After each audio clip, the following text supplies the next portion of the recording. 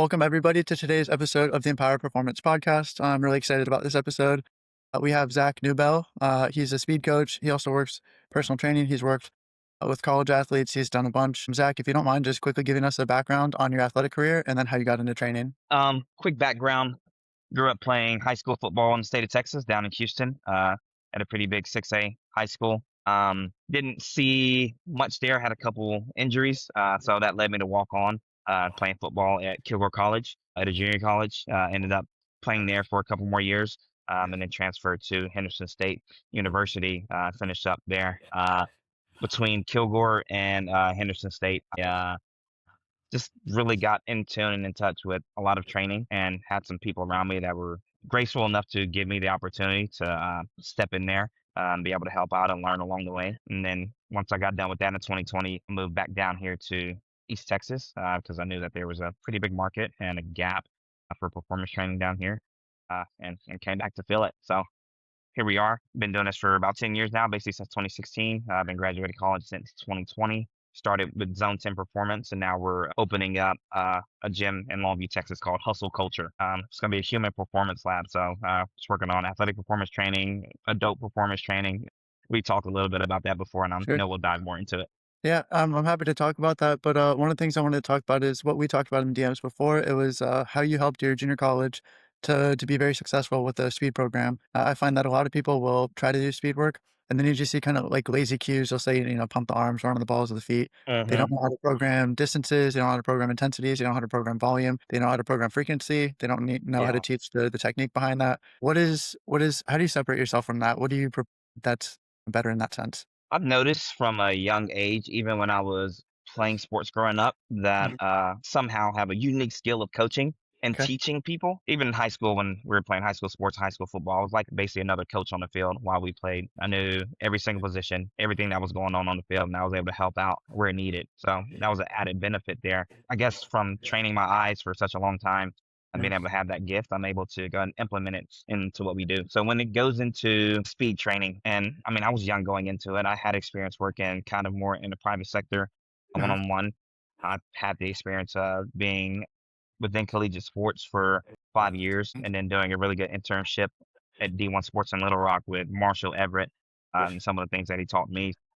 It's kind of learned from the top down and able to take those same approaches and teach it to a large scale. So with speed training and speed development, the one main thing is exposure first and Mhm. foremost, Mhm. and the second thing is keeping them healthy along Mhm. the way. So if we're really developing speed, I mean everybody talks about it. We need high intensity, max velocity, hitting 90% of 90 to 100% of their top speed on a Mhm. weekly basis. But it's like, how do we do that while they got all these other demands of things going on, from, I guess, the programming structure from the weight room to some things that they have at school to maybe some after workout things that they get to do, like running routes and throwing balls around and still working on their skill development. So I think the first and foremost thing is timing and knowing and understanding when they're fresh enough to be able to do certain things. So we Mhm. would actually get some of our bigger runs and some of our max velocity runs at the beginning of the week on Mondays. And strategically, we did upper body on Mondays just to make sure that their legs were fresh after we left the weight room and then got out onto the field. Um, and then our acceleration would be on a Wednesday. We'd hit legs on Tuesday. We'd work on a little bit of acceleration on Wednesday and more plyometric focus later on in the week. Yeah, it's more impact, but it's not exposure to, I guess, their hamstrings and their whole body being stretched out at max velo at the end of the week when they're completely gassed and tired, Mhm. and maybe don't have much left. So I guess being able to know when to do certain things and understanding the progression and the scaling is large, because I can go into this, and I think a lot of people can attest to this. We go into the season, into the off season, and we're like, okay, it's January or it's February. We've got 7 to 8 months to go ahead and get prepared for what we're about to walk into. And then even in the junior college and sometimes D2 setting, there's another gap that's right there that doesn't happen in D1. In Division One, they finish school and then they're still at school all summer. These other leagues, these other universities, they are going from mid-January to the beginning of May, and then you don't see these kids again until first or second week of July. And Mhm. now you have what, 4 to 6 weeks to get prepared for fall camp and then getting into preseason work and all that stuff before you kick the ball off. And it's Mhm, like, okay, how are we going to start the development, keep the development when they're gone, and then be able to implement it back into them in a way that that is safe for them and that we can go into the season healthy and in the best shape possible mhm, beforehand. I think we rush it a lot. I think we rush it a lot. I've got local high school coaches that are maxing their kids out the first week after the football season ends, and then they come to me with back issues and other nicks and bangs and things like that. But to get back on topic, there needs to be a progression, and mhm, it's better to start slow and expose them to it along mhm, the way. Because as long as they can show up, they can perform and continuously getting better, right? mhm, If they can't show up healthy and they're out because they got this hamstring issue and they're out because they got this hip issue or they're out because they got this knee issue and they're not able to perform at their best, then we're honestly not getting better. So mhm. I've never seen a sense in rushing the process. We got all these months. Like, let's go ahead and start small. Let's ramp up. Let's scale up. Let's slowly expose them to more. And we get better because of that. I saw a post recently from I think it's Fred Duncan, and he was talking about the intro to track season. We're in track season right now, too. For years and years and years, high school track coaches can get away with completely murdering a kid on the track without injuring them because these kids are just so resilient, you Sure. know? But then as you kind of see how, boom, this injury pops up in this kid, this injury pops up on that kid, this injury pops up on that kid, and it's all early on, right? Mhm, And then it comes to meet week and race week, or mhm, if we're in August for football, it comes to game week, and we've got these guys banged up and they haven't been healthy for 3, 4 weeks of fall camp, and you're rolling into the season with some of your best guys hurt. That's a recipe to start off the season very slow. So first and foremost, I think progression is slowing things down from the beginning and being able to scale it up to where they can handle more has served a large benefit in everything that I've done this far. So I had my cousin on my episode of the podcast, and he works with a lot of professional soccer players, and in a Mm, return to play setting. And he was also talking about just a really intelligent process and progression, and then doing it over a long period of time. He actually says that rehab is the best time for these athletes to have long-term exposure to things because otherwise they're training or playing 11 months out of the year. yeah, And then he says they have a 2-week vacation, so they only have like 2 weeks of true off season where they can actually prep for something. At yeah, that point, it's almost like you have no time for true recovery. And anybody who knows anything about training knows that it's stimulus, recovery, adaptation. If yeah. it's all stimulus and no recovery, you get no adaptation. And at the end of the day, the most important thing is the adaptation. I find when you have I don't want to denounce high school track coaches or football coaches or something like that, but when Right. people try to attack speed work, they really just do high volume, easy volume. Mm-hmm. The quality is lacking, the intent is lacking, the rest is way too short. They do it too often, and then you get what you're talking about. We have those soft tissue injuries. When you're a high school athlete, I was able to just sprint cold when I was in high Yeah, school. 'Cause I'm exactly. used to that, but now, like, I retired from soccer as a college soccer player in 2018, and then I was coaching for a bit, but I didn't have the ability to play as much, and then I would just go play, like, some co-ed game or something like that, and then do a sprint and, like, pull my groin. It never happened before, and I pulled it, like, 2, Yeah, 3 times. I'm like, "Okay," like, I wasn't being sensible about it, but I was like, "Alright, I really have to, like, take care of this. I have to train this year round. I have to yeah. always have some exposure to speed and all that stuff."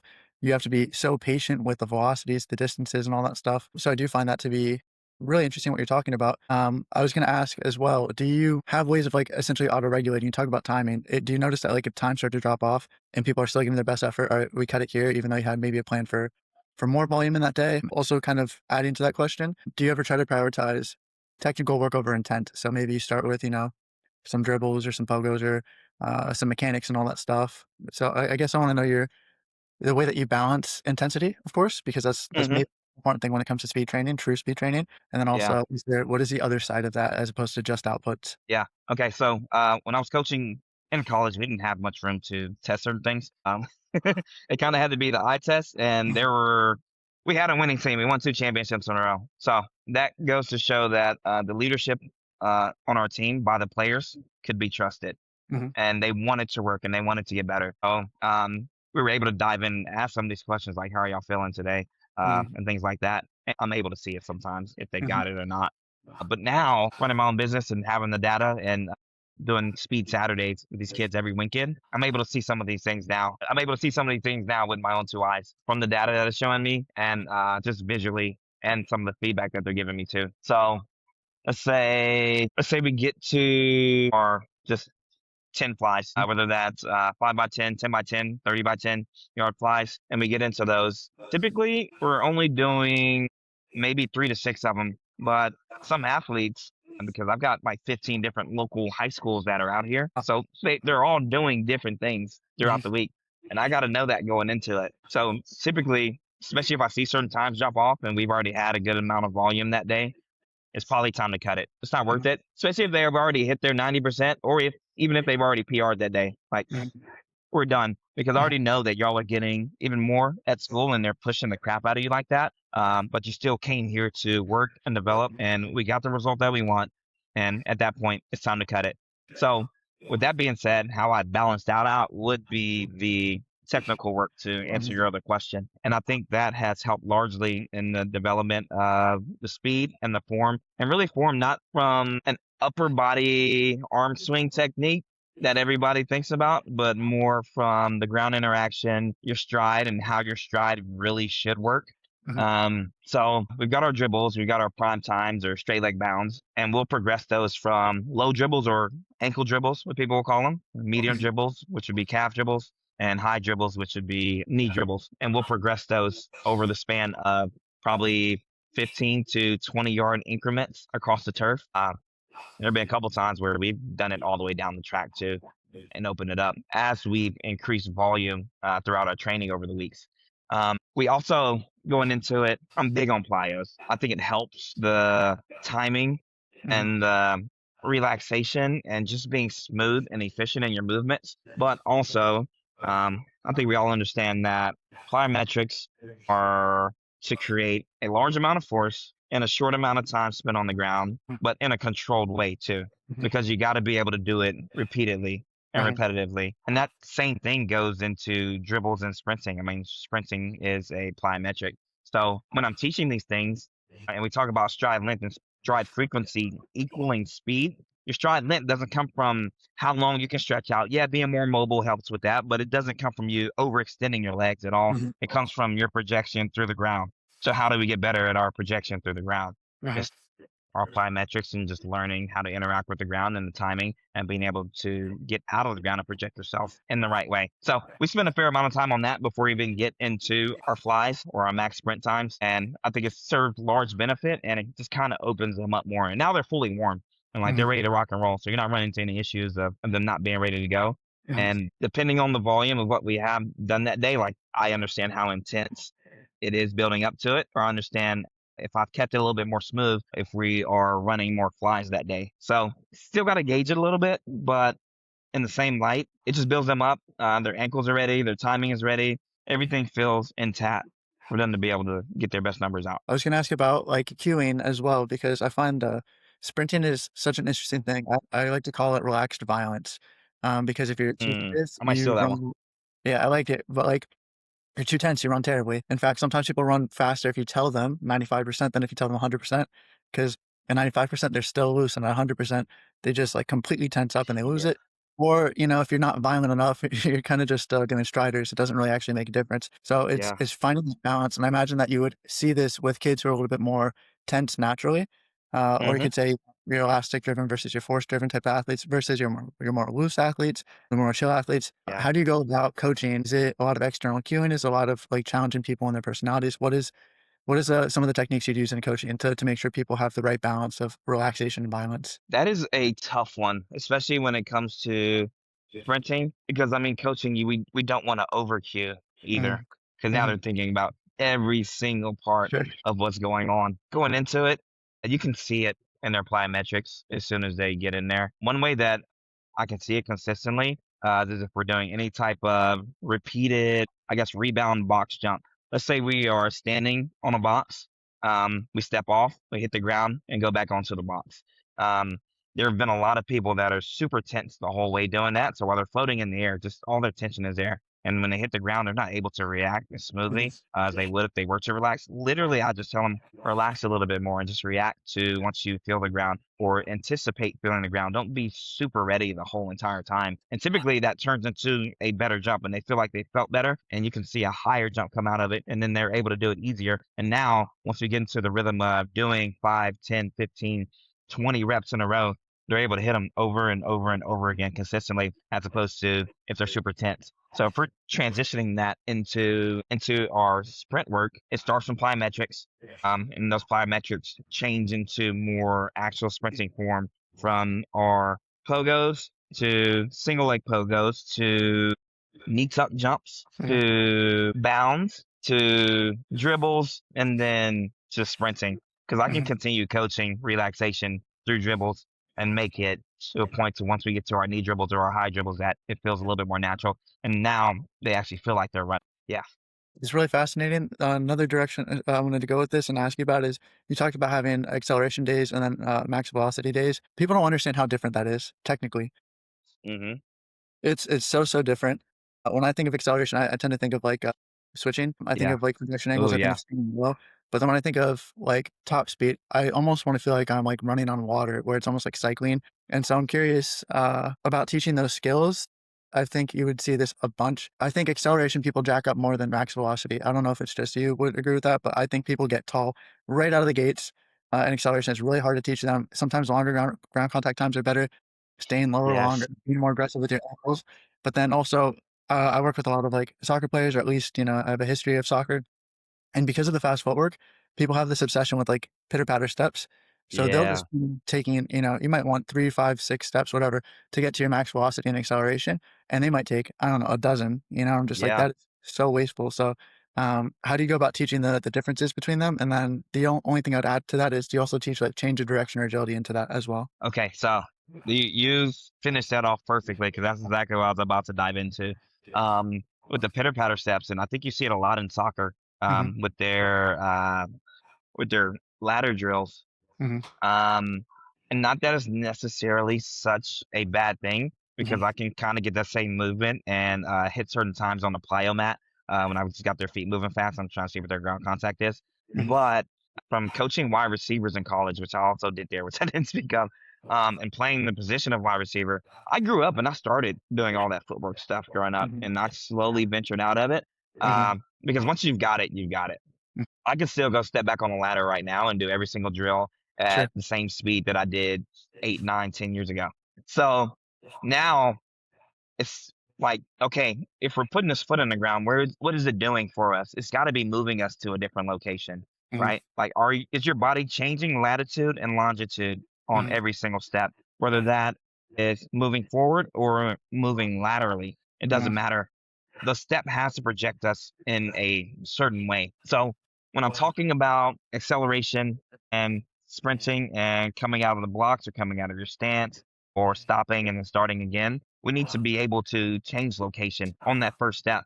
Um, so when we talk about sprinting, when we talk about acceleration, I speak a lot on horizontal projection. Nothing is up and down. Everything is movement based. How can we get forward as fast as possible? Everything needs to be moving forward. I don't really tell them to drive their knees up. I tell them to project their hips forward.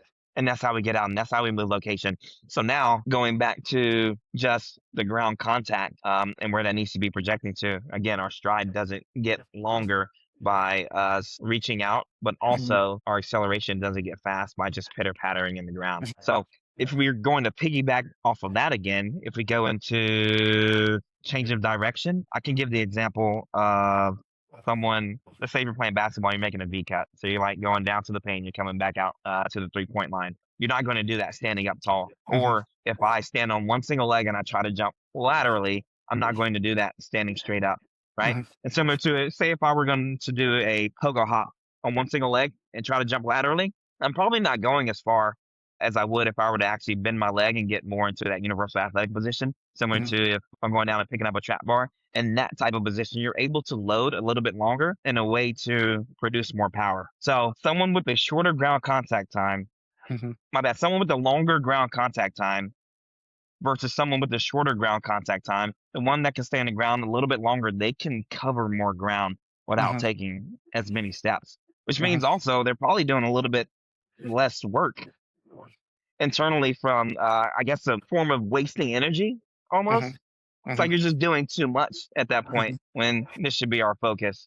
But again, that stems back to, I think dribbles help with that also. Mhm. Because guess what? I can do low dribbles, but I can also glide across the ground and change the stride of my dribbles depending on the tempo and the frequency of my turnover and where I'm projecting myself to. So So I'm that's able, super. yeah, I'm able to stride a lot longer sometimes with my lower dribbles, and that helps with acceleration, I believe. So there's 2 directions I wanna go with that. One, you were talking about wide receivers and the ladders. I think if you ever listen to a really talented wide receiver running routes, the the sound of their steps into the ground when they're changing direction or accelerating is so loud and it's so violent, and you don't hear that with the Yes. pitter patters, and the Hmm. sounds are so powerful, and I try to tell people, at least when in, like, a soccer context, if you're trying to make a sharp, change of direction, you wanna attack the ground, you wanna be able to hear it. And then as far as like the angles, I really keep talking about projection as opposed to like reaching because it's a really good way to frame it mentally so that someone doesn't actually have the right idea but the wrong execution, if that makes sense. But when it Yes. comes to we can talk about shin angles and sometimes that doesn't make sense to people. I almost want to tell people if you want to make an aggressive cut, what is the most you can get your feet out of your center of mass without falling over? And then naturally, if you do that, you do have to get into a bit of a deeper range, have a longer ground contact time. Hmm. So that gets those really aggressive angles. But I mean, you'll even just see if someone does like just like a simple change of direction drill or something like that. I like to have people do shuffling to cones, and as opposed to reaching outside to the cone, they're already going to land in the wrong direction. All of them shuffle all the way across the cone, land with their inside hand touching the cone, and then Yeah. if you can do it in 3 steps, so or three plants. Inside leg Yes. decelerates. You have your lateral, your outside leg just plant, and then you re-accelerate off that inside leg.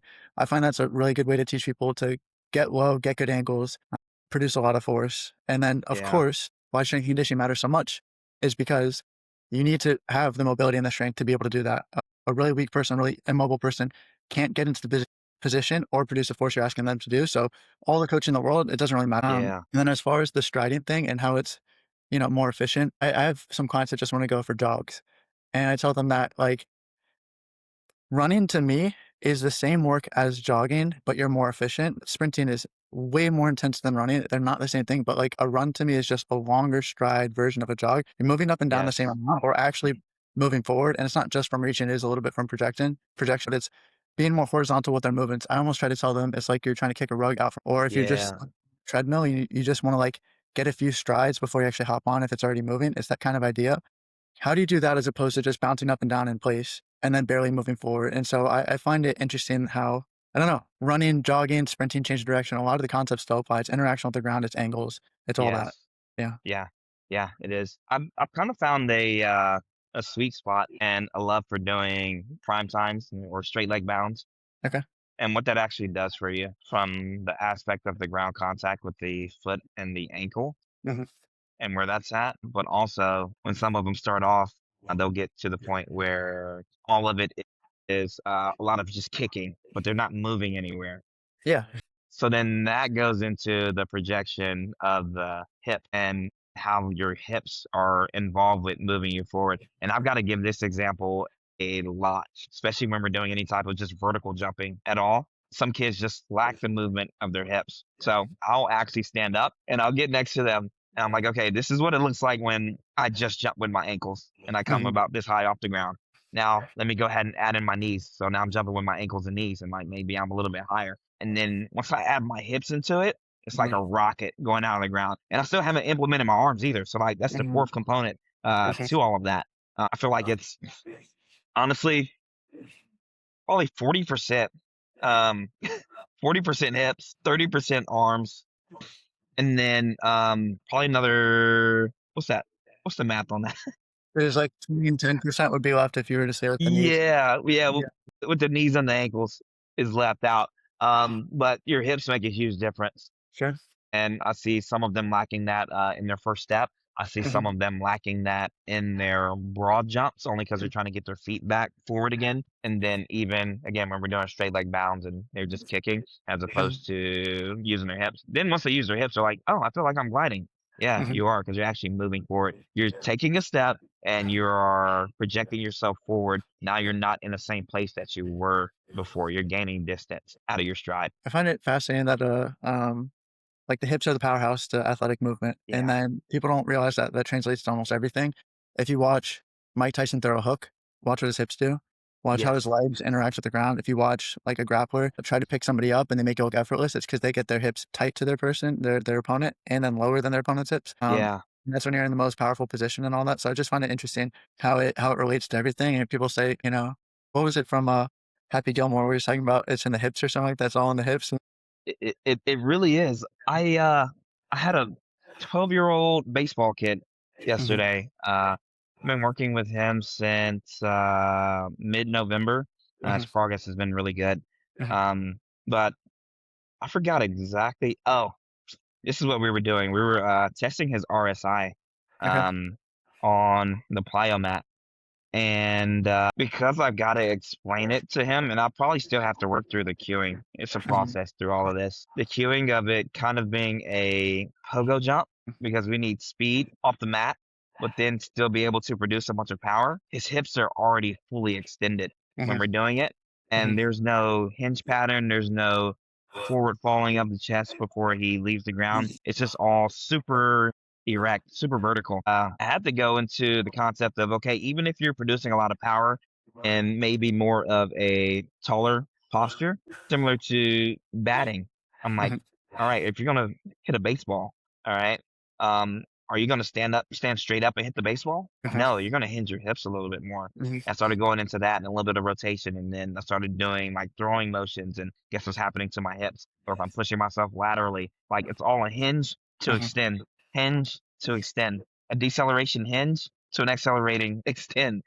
Uh, and then after that, it kind of helped him understand a little bit better. He still got to get a good feeling for it. I didn't want mhm. to overdo it yesterday with some other things that we had going, but he got the concept, and it's gonna be something that we'll be working on for a while. But I feel like he I would gets it. almost use the analogy with somebody of like when you play pinball and you have the spring to shoot the ball out in the first place. If you barely pull on the spring, the ball's not going anywhere. And of course, there's the caveat that if you were to actually jump on every single jump, get as deep as possible, you actually make yourself do more work than you need to. There's some like midpoint that's Yes. ideal. Hmm. And in sports, you don't get time to, if you're going for rebound, nobody sits, ass to grass before they jump up to rebound. So like Yep. there's a caveat to that, but I think that's definitely a good analogy to work with people who are definitely on the stiffer side of things or, not getting into a deep enough range of motion. I think Hmm. RS is such a fun test for people because they get to understand the balance between height and speed. And I think that's a good way to teach pre-tensing. You don't Hmm. have the time to land on the ground and then coil and then explode. You have to land Yeah. already coiled and then explode out of there. And then I think that's essentially Exactly. what I think that's what, like, very powerful sprinting is, but you can't think about it, you just have to learn how to do it where you almost, like, attack the ground, you pop off the ground, you wanna hear the noise, all that good stuff. Yeah, yeah. I remember us talking about, I bet you remember this, talking about foot contact to the ground and Mhm, how if this is our toes, mhm, they're all taught to be on their toes the mhm, whole time, all the time, even from a young age. Get on your toes, get on your toes, get on your toes, get on your toes, all day, every day. So now they come into me and we get into the sessions and we're doing box jumps, we're doing depth drops, or even any type of sprinting or acceleration. And they're on their toes so much that they're decelerating this way when they should be going here and striking back and then going. But what I try to tell them is to land loaded. So that toe needs to be flexed up mhm, almost, and we need to be making that midfoot contact onto the ground. And as you land loaded, now you can push and extend. If you don't land loaded, it's similar to you throwing a punch with your arm already extended from right here, as opposed to like really winding it up and like getting the most out of it. It's not going to be as effective. It's not going to be as powerful. Like you're not going to move yourself with just a little baby jab into the ground. So that's one of them. And then just the timing and the energy leakage. We need to be able to break faster, right? Working on rapid eccentrics basically, or even just being strong in the eccentric phase. The faster we can break and the more controlled we can break, the more energy we still have to be able to rebound that back out and get it going. We get to go ahead and stretch those muscles out really quickly in a relaxed state and then use that energy stored to go ahead and power back out. So what I tell them is to land loaded and now we can push back out because guess what? You have the braking from the hips, you have the braking from the knees, and you have the deceleration also from the ankles. If we can limit the deceleration from the ankles, everything else can continue to fall in line as we keep working. When I was at the Universal Speed Rating Speed Summit in mhm. Austin back in September. It was dang it, what was his name? I don't know why I can't think of it. But Did you oh, mean the coach? You were talking about Les Spelman? Kula. Oh, cool, okay, got yeah. Yeah, yeah, Oh, I yeah. see, Brian. the team yeah, Chris Yeah, McCaffrey's gotcha, gotcha, yeah, yeah. Yeah, Brian Kula. So they're big on. They got the bounce and fire movement, and we were teaching that, and he was instructing that. And they were doing it prime times and things like that. And he showed a good example, and he showed an example that needed to be worked on a little bit. And there was a landing on the toe or reaching, getting toey. And now because you get toey, there's a heel bob, and Uh-huh, that's the delay in it getting off the ground. So mhm, now when I'm throwing this onto the plyomat and we're doing contact time for them to really get the concept of it, I'm like, okay, this is what happens when you land on your toes.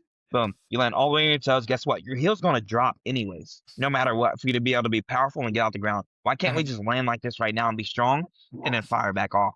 And instantly, their timing changes when we do our RSI. They're jumping higher. And even if I'm coaching that on dribbles, it goes right back into that. Boom. They're uh-huh. able to project themselves better, and there's not a lot of wasted time. Now they can get back to their next drive powerfully and efficiently because everything's got to time up properly. I really appreciate how you use bios as a teaching tool, not just for the adaptation, which of course you get adaptations out of bios, but you also use it as a teaching tool for sprinting because you can do sprint mechanic drills, but you can't actually do sprinting in a non-violent way.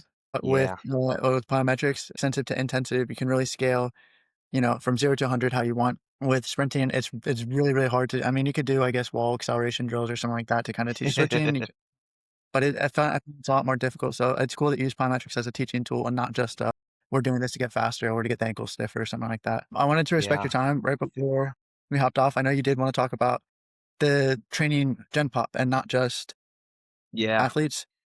Yeah. Can you share some of your favorite stories of training Gen Pop and why you enjoy it so much? I guess me trying to find myself out here in the private sector, Mhm, and really starting off when I got back out here to East Texas, I worked at mhm, just a local kind of community gym. mhm, Um, so I mean, when they're feeding you leads and things like that, you get started off working with Gen Pop.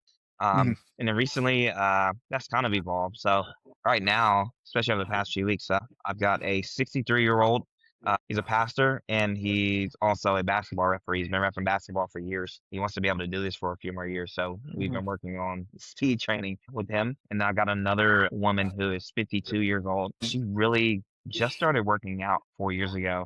I just did a bodybuilding competition this okay, past November, and she told me last year that she was wanting to learn how to sprint. mhm, Typically, when people talk about sprinting that aren't really athletes anymore. Their version of sprinting and our version of sprinting is different. mhm, They'll talk about them running 30, 45, and 60-second sprints when I know there's no way that they're doing that at max velocity. And when we're talking about sprints, we're talking about, shoot, 4 seconds, 6 seconds, 10 seconds, 12, maybe 15, and 20 in a 200. But it's been cool being able to get with them and wanting them to explore more movement. And I think we are in a place, probably worldwide right now, where people don't want to continue falling into their decline. Some of them have the idea that, oh, I'm just old and I can't do that, which a lot of people are still stuck in that place. But others are, okay, in the past, I feel like I'm old and I can't do that, but I see other people doing it. So now I'm motivated mhm, by it.